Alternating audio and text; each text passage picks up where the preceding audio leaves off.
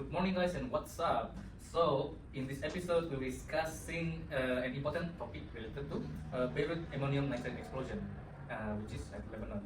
So, this podcast we aims to provide a clear understanding of the issues, what is the causes, and what is the impact in the chemical industry. So, we all here are from an NFC student. So, my name is Rafael. My name is Daniel. My name is Nitya. I'm Wilson. I'm Nabila. I'm Aina. So, all of us are gonna explore relevant examples and also we discuss the possible solutions to address the problem. So, I will start first. Lebanon, Beirut ammonium nitrate explosion occurred on 9 August 2020 at the port of Beirut, Lebanon. It is considered one of the largest non-nuclear explosions in history. So approximately 3,000 tons of ammonium nitrate was stored in a warehouse at the port of several years before the explosion occurred. Basically, to simplify the story, there is a fire happening there, and then the process is not is sealed, right? It's not for so many workers to go in there, right? At how to say gudang? Warehouse. Okay, warehouse number 12. After the fire is ignited, the smoke is so thick that it's combined the color of orange and gray. So both of the colors of smoke is coming outside along with the fire. The story is that it caused a big explosion and it caused a lot of death and a lot of buildings is being destroyed within the radius of 10 kilometers. Okay, so we already have the cases. Now we go to the type of occupational hazard involved. So this incident involved a chemical hazard, ammonium nitrate commonly used in fertilizers, mining explosive, and industries blasting agents. Although it is normally stable, but it becomes extremely dangerous if they are not properly being managed or stored or exposed to heat, which like example, fire or contamination. Workers at the port during that time will be exposed to the toxic gases and also explosion, pressure wave, and chemical contamination. Okay, now we'll proceed with other cases. I will pass this topic to Tia, which is the cause of the hazard. Thank you, ma'am. Yeah, cool. So for the Beirut explosion accident, there are several causes that I've researched and analyzed. First is the storage. Since that Rafael told that warehouse 12 has caused the explosion. This is due to the storage area is not fully ventilated and it's an old warehouse. So when it comes to an old warehouse and it's not upgraded, there's no installation of ventilation, it may cause explosion as well. Second one is storing the chemicals with other types of chemicals. Usually when chemicals, they are very sensitive with certain things, such as they are sensitive to heat, sensitive to sunlight, so this may cause certain reaction. So when you actually store one chemical, let's say chemical A and chemical B, which is, let's say chemical A is sensitive to heat, chemical B is sensitive to other stuff. Once they are stored in the same place, it may cause explosion or fire, etc. Second one is this actually happens because of the workers did welding at that area, circulated area. That's where the fire actually triggered due to the ignition spark of the welding. That's where the fire actually triggered. And then last but not least is so far I've actually researched, the government actually did several warnings due to the management negligence. They have even warned to actually seal the warehouse, to upgrade the warehouse, like change it to a new location or actually do few renovation, install the ventilation, but yet the management didn't do any action, didn't take any action, didn't do upgrade and all. So that's are the few causes that actually occurred this explosion. So if they actually took the initiative to do the stuff to upgrade the warehouse, I think so the explosion wouldn't occur. So that's from my point of view and the research that I've analyzed. Well, nice point from Tia. Yeah. Well, if government did not do anything or do the action, the impact will be worse. So now I'm gonna pass the topic to Wilson about impact on workers or the public. So Yes, thank you, Rafael. Yeah. So here we'll give a few points on the impact of the explosion towards the human and also public and also to the environment. So first of all, let's start with the humans. So on site, let's talk about the deaths that the explosion caused. So over here in my research, they have been more than 280 people were killed by explosions. And things explode, right? So it can cause a radius and also the shockwave it causes. That thing causes around 7,000 people injury, and also more than 300,000 people become homeless because the explosion and the shockwave destroy their home. So and also the PTSD causing among the survivors that survived from the shockwave, and then the damage towards the damage caused by the explosions is an estimate of 15 billion losses, including the damage to the homes, business, and also the public buildings. And also, the explosion happened at the port, which is one of the main income sources of the country. So when the Lebanon's main port is destroyed, they also completely destroy their trading and also supply chains. And then moving on to environment. So what's the burning thing is very chemical, right? Ammonia, right? Yes. So Yeah. so when it burns, it can explode, it release chemical gases. So chemical gases such like nitro oxide and also ammonia gases. So these gases are harmful to not to ourselves only, but also will affect the environment and also will cause long-term effects such like toxic rain, polluting the soil, water pollution, and such things. Right, that's for my research. Oh, so that's what we call chemical reaction. Right? Yeah, okay. Nice point from Wilson about the impact on the workers or the public. It cost many lives, it cost many facilities being destroyed, and also 218 killed. So tragic. Quite major. Yeah, quite major. It's an awareness for us. So now, we're moving to control of preventive measure. Will be presented by Nabila. Sorry. Thank you, Rafael. So I will explain about the control and preventive measure. This incident shows how important proper chemical management is to prevent disaster. So there are 3 control measures. First one is so there are 3 control measures. So for the first one, the important one is proper storage. So as we know, ammonium nitrate is a dangerous chemical. So should be the hazardous chemical such as ammonium nitrate must be stored in a dry and well ventilated warehouse. And they should also be kept away from heat sources and flammable material. So it is important for the workers and the company to ensure that the chemical is being stored properly. And then the second control measure is chemical segregation. So as we know, ammonium nitrate have high reactivity other than other substances. So dangerous chemicals should not be stored together with incompatible substance. So proper labeling and warning signs should also be placed so workers are aware with the hazard. Then the last control measure that I found is fire safety system. So as we know, the incident happened. During the incident happened, there is no fire Alarm system. There are no fire alarm system that can use to trigger The explosion. No. The water sprinkler. Water sprinkler. Water sprinkler. So, facility that storing the hazardous chemical should have fire alarm, sprinkler system, and also the fire extinguisher.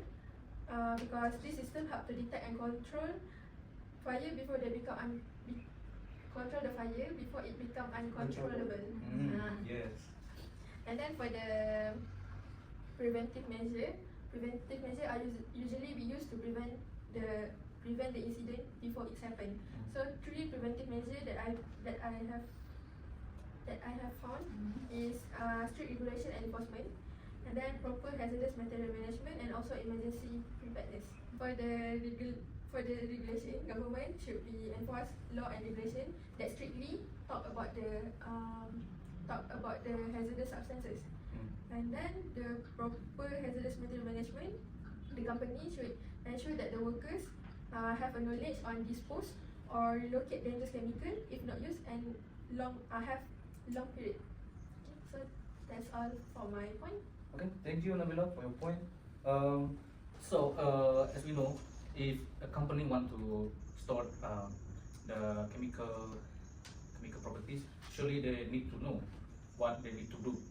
So, a nice point from Nabila actually. Any guideline for the workers they need to follow, because small mistakes can make everything worse. Small mistake can make grave consequences. Yes, a big explosion will happen, like in this case. So now, after we explore the Lebanon, the Beirut explosion. So now we need to focus how, what will happen if it happen in Malaysia. So I will ask the question to Aina. So could this hazard happen in Malaysia, and why? Okay, thank you, Rafael. Based on your question, could this hazard happen in Malaysia? Yes, because in Malaysia there's many industry and port or warehouse that use chemical material. For example, right, Port Klang basically have handle many chemical material for industry and also for agriculture use. So we look at the Beirut explosion. The Beirut explosion occurred because of a large amount of ammonium nitrate was stored unsafely and for many years. So this can happen when the improper safety management is not followed. So if the chemical are not stored improperly and then poor management and also left for a long time, the chemical can be unstable and dangerous. This also can lead to the serious accident for the worker and also for the communities that near the port of industry. Also, additionally, some industry areas are located near to the residential area. For example, like in Pasir Gudang. So in Pasir Gudang also have can experience chemical pollution that affect school and also residential area in Pasir Gudang. For example, the Kim incident. Oh, I don't think Pintu incident quite close. I think more close is like the firework. I think they one more close. Oh yeah, that fireworks. It's not like spillage. That's why one also cost affected to the schools. yeah, but it's a complete different story. And then for the fireworks also. Firework is the closer because that one is because of the check. That's more close. However, Malaysia has safety authorities like Department of Occupational Safety and Health, so they will be regulate the handling and storage hazardous chemical. So from that regulation, the risk can be reduced if the safety regulation and then proper storage and handling of chemical hazardous and also regular inspection are strictly followed by all the industry that handle chemical material. So basically, it also can happen in Malaysia if safety regulation is followed. Okay. Thank Thank you. you, Aina. What? Is there anything? No? Okay. Yeah. Okay. Nice explanation from Aina. So, anywhere, any place, if we not follow the rules, anything will be not in order. Yes.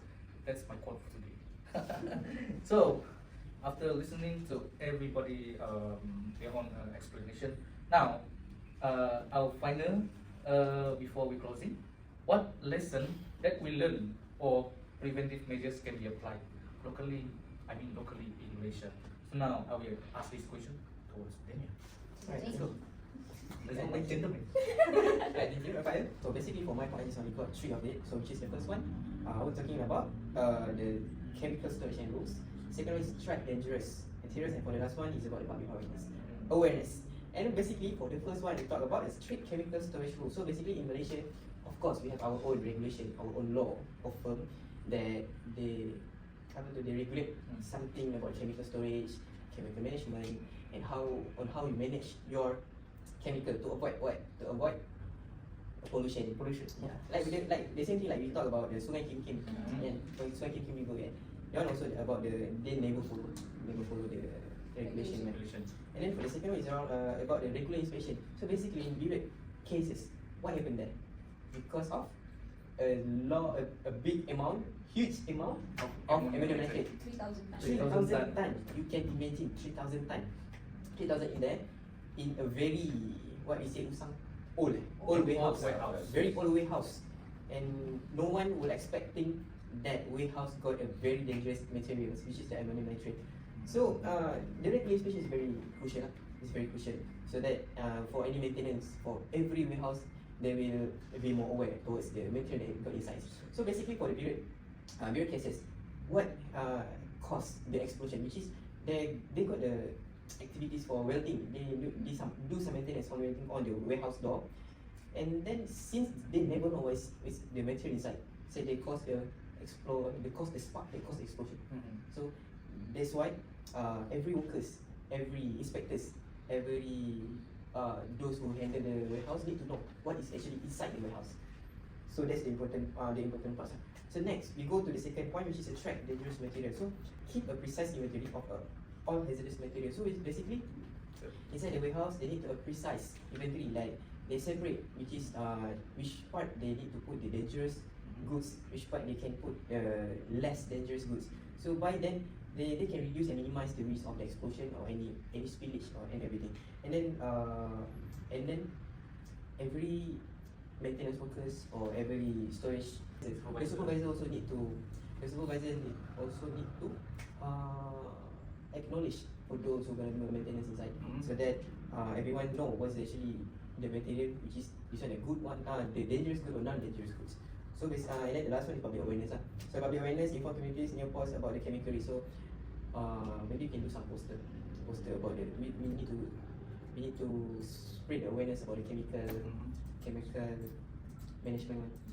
And then this public awareness also need a very very important role also, since in these cases also we also have the what they say, some moral issue, which is if you know about the cases, which is the government, and which is about the police one, Alright. the police, There's no police. We get talk about it. Yeah. the police, they never tell the exact information what is actually burned inside the warehouse. That's why the firefighters, they never know what's actually happened, what things that burn inside the warehouse. So since they never know, they don't know How to put out the fire. how to put out the fire, how to manage it until it caused a big explosion, until it's causing a 10 radius damage. 10 kilometers. 10 kilometers radius. Yeah. Yes, thank you very much. 10 radius. After near the resident area. Then the last one, conduct a regular emergency response drill for the better preparedness. So maybe the port management, maybe the port authorities can do some training for those supervisors or those workers that working in the warehouse to learn about how to manage their goods inside.